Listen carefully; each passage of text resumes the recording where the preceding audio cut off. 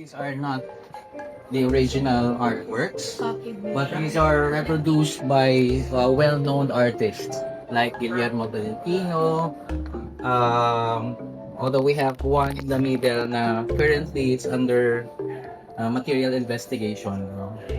Nag-conduct siya nag-undergo siya ng investigation ngayon kasi baka original siya. So the rest, the original, won't be able to see them anymore kasi these were given as gifts. So, binigay niya yung mga original works, karamihan kay Ferdinand Clemente. And then, it was displayed less than museum. However, after the war, nagkaroon ng Second World War. So, nagkaroon ng displacement ng mga heritage objects. So, simula nun, hindi na makita yung original na gawa na Jose Rizal. Karamihan, many of these artworks were made in Dapitan, Zamboanga, when he was exiled from 1890 to 1896. So, karamihan ng original artworks were made of clay. Kasi abundant din yung material sa southern Philippines. Now, we have an original work of Jose Rizal.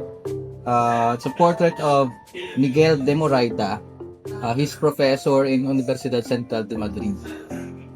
So that's an original work of Rizal, dated 1885. So it's graphite on paper. This is a head of a Dapitan girl, no? Kasi he stayed in Dapitan for almost 4 years. So he made parang acquaintance niya, no? Babae. Kasi he was also teaching students in Dapitan. So gumawa siya ng isang sculpture. Original siya. It's also made of clay. And then if you saw the calling cards behind you, those are calling cards owned by Jose Rizal, which he used as flashcards when he taught students English language in Dapitan.